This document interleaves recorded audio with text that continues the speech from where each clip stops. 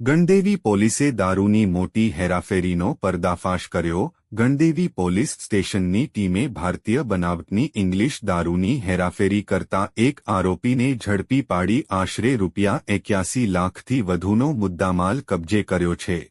પોલીસને મળેલી બાતમીના મુજબ એક ટાટા કંપનીનો ટ્રક વલસાડ તરફથી સુરત તરફ દારૂનો જથ્થો લઈ જઈ રહ્યો હતો, જેના આધારે પોલીસે ખારેલ ઓવરબ્રિજ નજીક સર્વિસ રોડ પર નાકાબંધી ગોઠવી તપાસ હાથ ધરી હતી।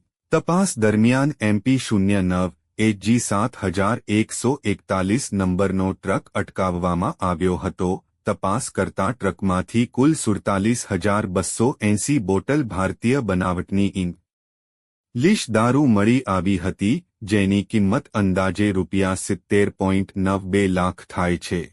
સાથે ટ્રક ₹10 લાખ, મોબાઈલ ફોન અને અન્ય સામાન મળી કુલ ₹81.03 લાખનો મુદ્દામાલ કબજે કરવામાં આવ્યો છે। આ કેસમાં પોલીસે સંદીપ જશરાજ જોશી ઉંમર 41 રહે, મધ્યપ્રદેશ નામના આરોપીની ધરપકડ કરી છે, જ્યારે દારૂનો જથ્થો સપ્લાય કરનાર પિયુષભાઈ ઉર્ફે બજરંગીભાઈ હાલ વોન્ટેડ છે અને તેની શોધખોળ ચાલુ છે। આ મામલે ગણદેવી પોલીસ સ્ટેશનમાં પ્રોહિબિશન એક્ટ હેઠળ ગુનો નોંધી વધુ તપાસ શરૂ કરવામાં આવી છે। પોલીસ અધિકારીઓએ જણાવ્યું હતું કે જિલ્લામાં દારૂની ગેરકાયદેસર હેરાફેરી સામે સતત કડક કાર્યવાહી ચાલુ રહેશે। Bureau report Salman Sheikh.